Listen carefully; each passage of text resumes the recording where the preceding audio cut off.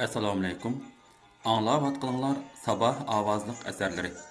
Asarlarimizni yoqtirgan bo'lsangiz, do'stlaringizga va boshqa to'plarga tavsiya qilib qo'ying. Amdi anglaydiganlar Şinjan Yoshlar O'smirlar nashriyati 2008-yil 4-oyda 2-qitim nashr qilgan biografiyalik roman Qaynam o'rkishi. Avtori Abdulla Talib. 19-bob. Qopqon. 1. 4 ayının dastlabki bir kuni havoni dahshatli qora tuman qoplagan edi. Quyoshning yuzini ko'rgili bo'lmaydi. Butun shahar ko'chalarida odam qarsi ko'rinmaydi. Tushdan keyin birdilla siriq to'pa yig'ishga boshladi.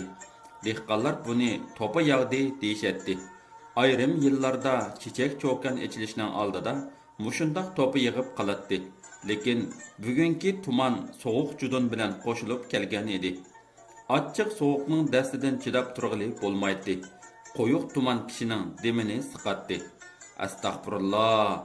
Bu toza chigish beshimga balo bir ish bo'ldi. İdora boshlig'i bundaq davatsa nima qilishim kerak? Viloyatlik soqchi idorasining 2-bo'limidagi razvodkichi Qosim G 3-nomerlik deloni echib qo'yib, atagandan buyon gilidan bir qo'shq suvmi o'tmay shira yinida o'ltirgan peti o'ziga o'zi g'udung'ishdi. Razvedka xodimi tunugun idora boshlig'idan mushu delo ustida qattiq azor yeb, ranjib chiqqan edi. İdora boshlig'i uningga tayyorlik qilib bugun maxsus yig'inda doklad berishni taplagan edi. Doklad ilish yig'ini bugun oqshom al oyg'i besiqqandan keyin boshlanmoqchi edi. Hozir razvedka xodimi shu yig'inga beradigan doklad tezi ustida bosh qotirayotdi. Bugungi so'zni nadin boshlab, nadi tutarman, nadin kirib, nadin chiqarman. U ilishib qolgan kishidek g'udung'ishib, o'z-o'ziga so'zlab o'ltiratdi. Uning gangirgan beshiga hozir hech nima kirmaydigan bo'lib qolgan edi. U bir parcha oq qog'ozni oldida doklad tezisi yozishga kirishdi. Avval axborot mazmunlarini turlarga bo'lib chiqdi. Ondan keyin turlar bo'yicha rad nomeri qo'yib, tezisni sistemaga silib, bezishni davomlashtirdi. Lekin ikkinchi varaqning o'ttirisiga kelganda qalamni to'xtatib uzun o'ylab ketdi va bu varaqni yirtib tashlab, uni saranga yiqib ko'ydirayotgandan keyin yana boshqadan yozishga kirishdi. U tezisni yarim kun ichida aranla yozib bo'ldi. Yig'in ichilishga 1 soatlab vaqt qolgan edi. U bo'limning eshigini taqib, uyiga tamoq yeyish uchun chiqib ketdi. Bugun bir kun naga bordilar? Qo'rsaqlarini och qo'yib, xizmat deb o'lib bermislar yana, dedi tatiq bo'yinli razvodkichining xotini eriga do'q qilib. Qo'y qamni to'la o'rlatma, tiz bo'l, tamoqing bormi? so'radi razvodkichi xotinidan. Ko'rsizlar texi xuyini. Yamonga yaxshilik yarashmabdi, o'chka yumg'oq sut, tushda tamoq etib qo'ysam, kirib ichib olmay, yana men yamonmi? Bir kim ustlariga tugman teshi ortib bostirib qo'ydimi? O'tini menga, ko'miri menga, suyi menga, bolalarining angli menga, baloga qilibdi-menda. Ana o'choq beshda tushda usib qo'ygan bir chini suyqash, qo'llar bo'lgandikin ilib ichsizlar. Go'shi bormi? Nadiki go'sh? Mushu judun kunlarda go'sh topqil bo'lamdi? Kavsilib etdim. Oqsuning kavsiga dum tushmisizlar. Burunroq yurtimizga ketib olgan bo'latdi. Azroq gap qil deyman xotin. Og'zingga nima balo tegdi bugun? Og'zimga nima balo tegdi? Bu shaharda erim maz bo'lsa, xotiniga kun yo'q ekan. Qo'shnam Dunay kalpik bilan bala arasiga kirib chaplashib qoldik. U bir musht urdi, men chichini yuldim. U qalandar dedi, men kavchi dedim. U sen kavg'i dum tushib, yurtingdan tinib yursan, deb ahonat qildi. Bu yerda onalarning haqqi bormidi? Ketsak bo'lmamdi. Xotin mushu so'zlarni qilib yig'lab tashladi. Eri qo'rsqi ochliqda o'choq beshida tushdan buyon turib, sovib qolgan suyqashni qo'liga ilib, gap so'z qilmay ichishga boshladi. Razvodkichining gap so'z qilmay oshqa tegish qilib ketganiga xotinining yana qo'rsqi ko'pib turolmadi. "Qandoq?" dedi u yig'lab turib. "Kava satliqmikan? Ajab ko'nglimga yarcha bir ig'izmi gap qilib qo'ymayli-ku. Dard alamni men tartsam, Raiti sizning bo'ldikanda, undaq bo'lsa, balalarni qo'llariga olsizlar. Ata xitimni berib meni Qashqarga yo'lga solsizlar. Eri tatiqning xodini puchoq bo'lib yurganimdan ko'ra, ota-onamning qishiga ketganim tuzuk. O'pgani bisval, uncha vola chalvaqab ketma. Qo'shnilar bilan chiroyli o'tgan yaxshi.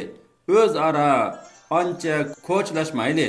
Qo'shnini ko'lsang ko'char, o'tni ko'lsang o'char, tegsang teriq, tegmisang eriq degan gap bor. Sen buni bilmamsan? Oy, nim deding?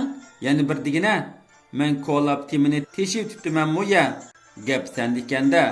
Amdi bildim. Ikkoning gapi ajab bir yerdan chiqyotidi-ku. Balalarini qo'lingga ol dedim. Al. Mening bu uyda amdi turg'ushlikim qolmadi. Xotin yig'lab o'zini karvatga tashlab etdi. Razvedkichi chinisidagi oshning aramla yerimini ichishga ulgurdi-da, aldirab yig'inga chiqib ketdi. U bo'limga kirib yiliqi doklad tezisini yana bir qatim ko'zdan ko'chirib chiqdi. Yig'inga qatnashadigan maxsus kishilar bir-birlab kelib o'z o'rinlarida o'ltirishdi. Vaziyat mushundaq jiddiylashgan bir paytda, dedi rangi o'chib, tatirib ketgan idora boshlig'i. Biz uxlab yotsak bo'lamdi? İdara boshlig'i tunigun razvedka xodimiga shuncha ko'p tanqid berib bo'libmi, yanala ochiqidan yonmagan edi. U yig'in ichilishdan burun yana bir qatim zahar sanjib etib, undan keyin razvedkachining dokladini anglashga boshladi. İdara boshlig'i egiz, o'roq, apyonni to'la chekkanligi uchunmi yuzda qon didori yo'q, xunuq yuz bir shaxs edi. U o'ng qo'lida tutgan g'angsini uzildirmay sho'rg'inida inchika barmoqlari titrab turardi. Razvedkachi dokladini tag'dan bag'dan so'zlab tugatdi. Lekin u xo'jayin yana nima der ekan deb o'diqqanidan xuddi butda qetib qolgan edi. Uning yuragi hozir ikki xil besim ostida qiynaladi. Biri hozirgi bu majburiyatni qanday qilish, yana biri keyin xalqqa nima deb javob berish. Adam balası bo'lgani uchun har holda u keyingi oqibatni oz-poz o'ylamay qolmaydi. Gaping tuydimi? İdora boshlig'i xuddi baglar o'zining g'altisini satlagandek uni kamsitib so'rdi. Hozircha mushunchilik deb javob berdi razvedkachi boshliqqa. Ularning harakat doirasi, dedi idora boshlig'i bir oz o'ylanib bilib va chekib bo'lgan g'angsini shira qirg'a taq urib qo'yib, ciddi kengaymakda. Hatta harbiylarimizni o'zlariga tortmoqda. Ular maxfiy va oshkor harakat elib beryapti. İdora boshlig'i g'angsiga yana tamaki silib tutashtirib chekishga boshladi. U qattiq sho'rg'anlikdan tamaki isi o'pkisiga ketib, to'xtamay yutilib ketadi. Yutili to'xtagandan keyin so'zini yana davom qildi. Razvedkashunoslik san'atida ilmak, indak va parçalash tadbirlar bor. Mana bu yer osti ko'rishida kam bo'lsa bo'lmaydigan tadbir. Hozirgi kurash mushu tadbirga muhtoj. İdora boshlig'i ikki qo'lini keyni tutib bo'limning ichida u yoqdan bu yoqqa mang'atdi. U shu tapda ko'ngilda allaqanday shumliqni o'ylayotdi. Yig'inga qatnashgan kasbiy xodimlar uning ilmiy leksiyasini anglab xotira yozatdi. Ilmak tadbiri, dedi idora boshlig'i sharhlab. Dollar bilan mansab, indak tadbiri qalam qash bilan paramash, parchlash tadbiri gumon tarqitib orasini buzish. Mana bular razvedka matematikasida 2 qo'shimiz 2 qo'shimiz 1 qancha bo'ldi formulasi deyildi. İdora boshlig'ining so'ziga bo'lim xodimlari xuddi boshlang'ich maktab o'quvchilari oliy matematikani tushunolmagandek toza tushunib ketolmay qoldi. İdora boshlig'i uni bir-birlab tushundirdi. U Xotan viloyatida bu tadbirlarni amaliy praktikadan o'tkazib, unum hosil qilgan tajribaga boy edi.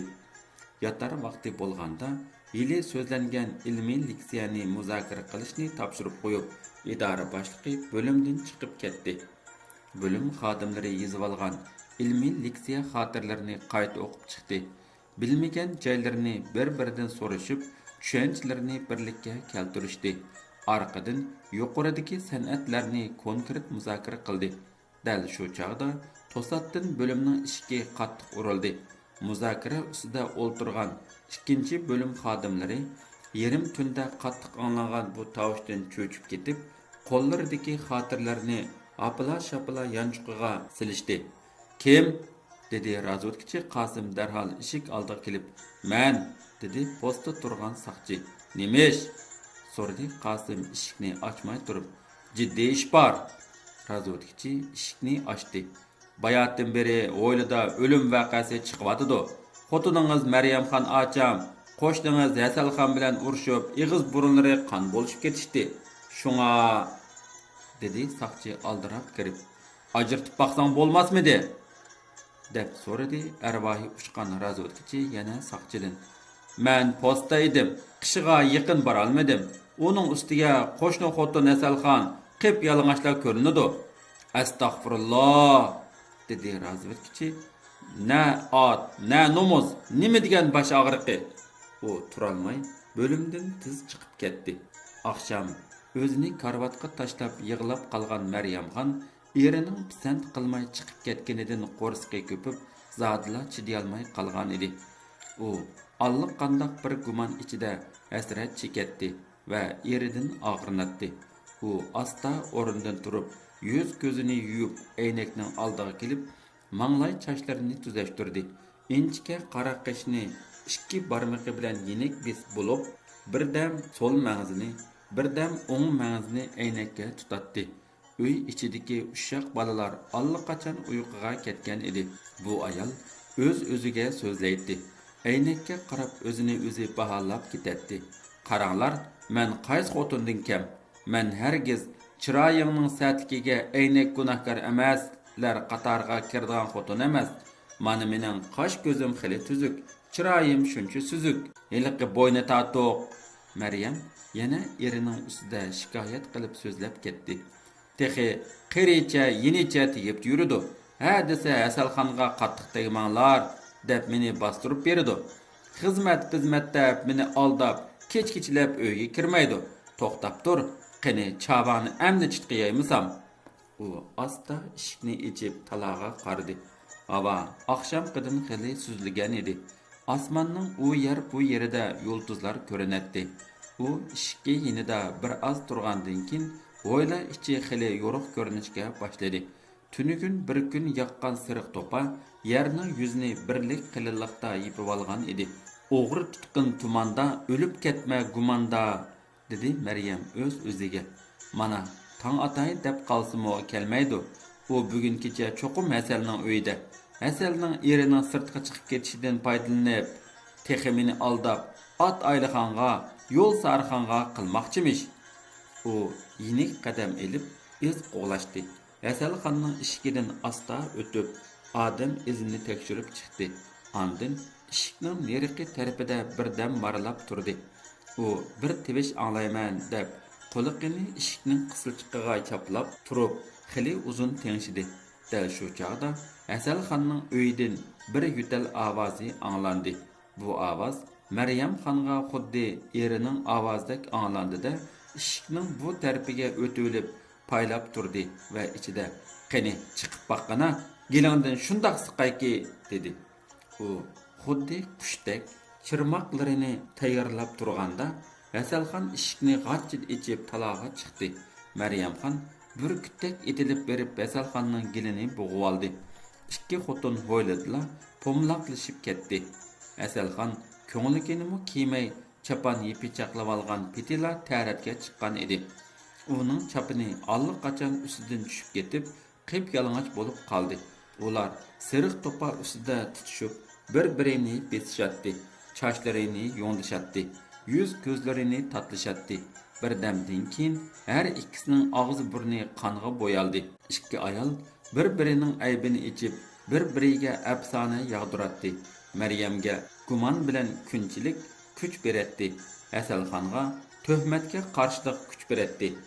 Xotiningning qandaqligini bilay desang, qo'shning bilan urushganda qarab tur degandek, ular og'ziga kelganini deyishib, arg'inini bilolmay ilishatdi va tillishatdi. Dal shu paytda arvohi uchqan razvodkichi naq maydonga yetib kelib, varqirashqa boshladi. "Voy, nim bo'lishdinglar? Qıp-qızıl sarang bo'lishdinglarmi nima? Maryamxon erining kelganini ko'ribla Asalxonni tashlab o'ninga etildi. Ha, sen hazilak, tatuq, mavu kusuqning uyidan qachon chiqib olding? Endi tomosha ko'rgili keldingmi? Xotiningni mushundaq oyoq osti qilmoqchimisan? Xetimni ber. U erining yuz ko'zlarini mushukdan battar mo'ralab, to'yg'izib turganning ustiga Asalxonmi berib, "Ha, shovichi, xotining nimpoq yeyotidi. Og'zidan nim chiqyotidi. Bu jalpaqning oldida meni ya oq qilasan, ya qora qilasan. Men o'ynasam, sendek tatuq bilan o'ynamdiman", dedi razvodkichining gelini siqib. Ikki xotin birlashib razvodkichini besib oldi. Ular dard alamga paylamay, onun yuz ko'zini tatilab, hech bir toza yerini qo'ymadi. Jidal besiqmagandan keyin idora boshlig'iga xabar berdi. Odamlar to'plandi. Ular sala sulhi qilishib, ming bir ta'sirda uchaylarni ajratib, har qaysisini o'z uyiga akitishdi. Ikkinchi, 4-oyning o'ttirlarida quyosh nuri jilva qilatdi. Yer jahon ko'kirib, chechak cho'kanlar ichilib, shahar atrofini chimanzorlik qoplagan edi. Bog'larda ichilgan rangarang chechaklar puroq chechib, ko'ngilni huzurlantirdi. Baharning mayin shamli odamning yuziga yiqimliq urilatdi. Bahar oylarining mushundaq ko'ngillik payzi kunlarida o'g'il qiz o'smirlar ichida turli o'yinlar avjilib ketadi. Ularning ba'zilari ko'chalarda yog'och ot minishib yugurish musobaqasi ilib boradi. Qizlar rangarang chechak cho'kanlarni chashtiriga po'pik, sekilak qilib esib oladi. Lutfulla bilan Muniriddin bugun Turdaxunning taklifi bilan Koni shaharga bormoqchi bo'lib, Langar ko'chasining do'qmishida uchrashdi. Ular mangmoqchi bo'lib turganida birer 100 metrcha yiroqda bir to'p bolalarning bir-biri bilan qattiq urushayotganligini ko'rdi-da, shoir darhol Muniriddinni boshlab bolalarning yiniga bordi. "Nim bo'ldinglar ufqalar?" dedi shoir bolalardan so'radi. "Mavu ikkisi ot chiviqni talishib urushyotidi", dedi bolalardan biri. Shoir ahvolni uqqandan keyin eriq bo'yidagi tallardan bir tuz chiviqni sundurib keldi-da, tal chiviqi sunib ketgan da'vogar bolaning qo'liga tutqizib, "Bu chiviq yaramdi", dedi. "Yaraydi. Avval qisdimi yaxshi", dedi bolalar tangla. "Yog'och ot mingan bolalarni biz izchi deymiz", dedi shoir bolalarga.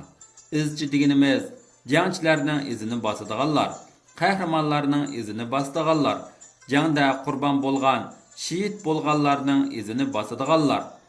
Jangchi bilan izchilarning jang marshi, kurash naqshisi bo'ladi.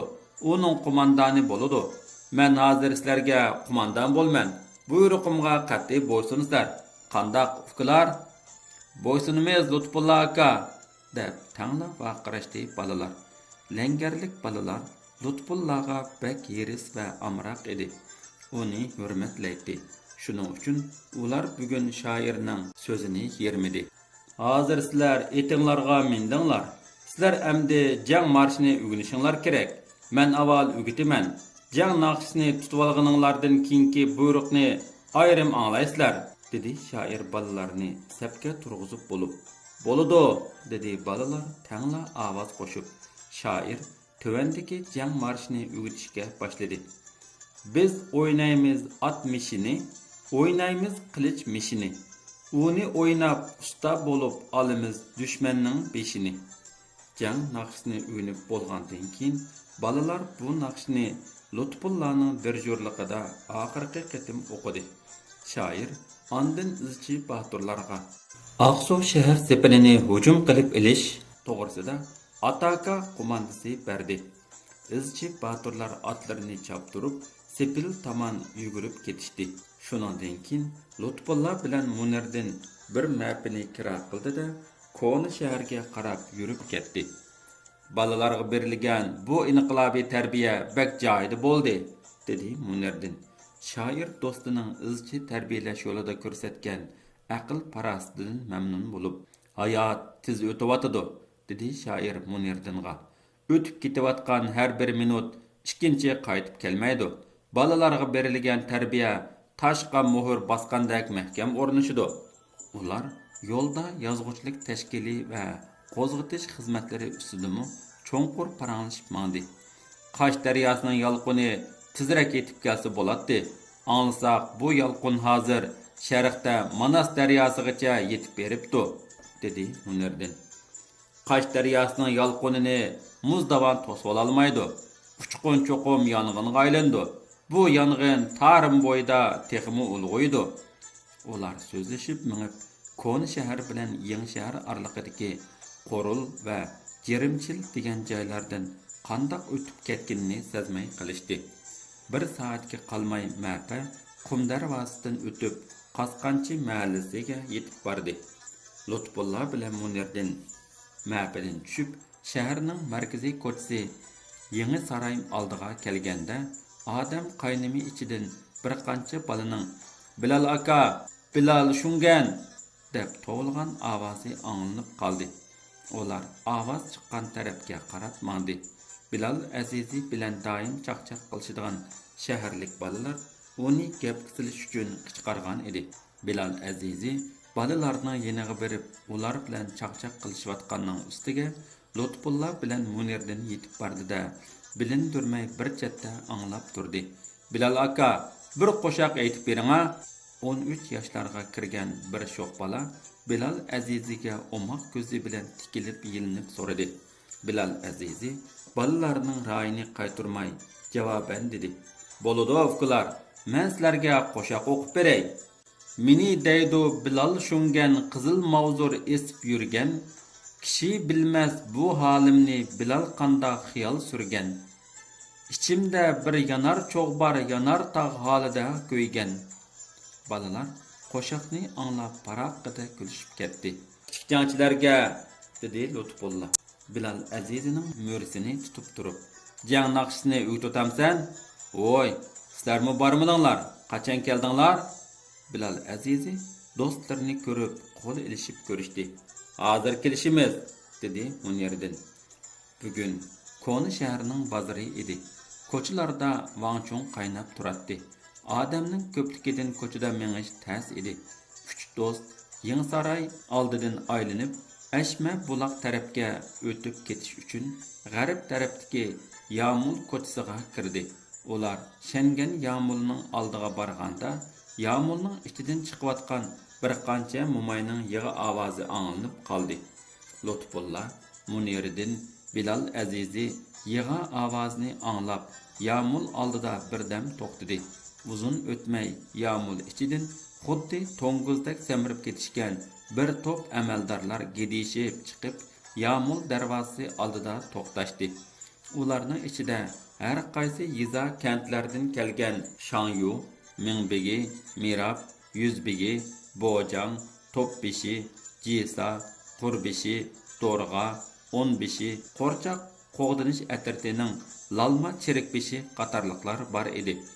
Ko'chada ketayotgan kambag'allar ularni ko'rib, g'ibchinib, neridinla ot uloqlaridan tushib, egilib ta'zim qilganicha un chiqarmay o'tishib turardi.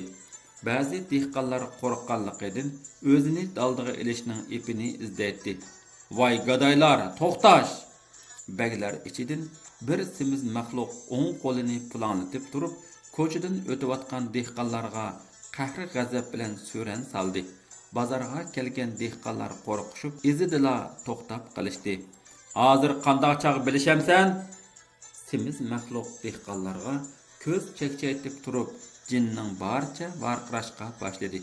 Kishilar uningga qaray olmay, boshlarini to'van silib, qo'l qo'shtirib turishadi. Semiz maxluq chin qilib so'zlagan sari ovozi xirqirab, yiqimsiz anglanadi. U shunchalik semiz ediki, sinchilab qaramagan odam uning bo'yni bor yo'qligini farq etolmay qoladi. Uning qo'rsqi xuddi samon tiqib qo'ygan tag'arga o'xshaydi. Pachiqi inchga, kilari ko'z, do'rday kalpuk, chashqon burut, sapkun yuzlik, do'qimanglay bu kishi Ko'ni shahrining muavin ambili Hashir Qanruq edi. U qo'rsqini ko'tarolmay hasirab turardi. "Mana ili o'g'irlari tog'ining keynida marlab turibdi. Alvan desa bishing og'rishidi. Oqsuvdagi Javtuanjandan farmon keldi. Qo'rg'onda harbiy gazarma yasash uchun hasharchi kerak. urush tayyorligi uchun sepil ichiga o'tin, saman, bo'g'oz, xon askarlarga ochlik tuluk to'yish lozim. Kimki hashar siyliqqa qarshilik qilsa, yaxshilik ko'rmaydi. İli o'g'rilarga yar o'lak bo'lg'ichi hisoblanib darg'a esiladi. Hammang bu so'zimni yurt anglatishing lozim.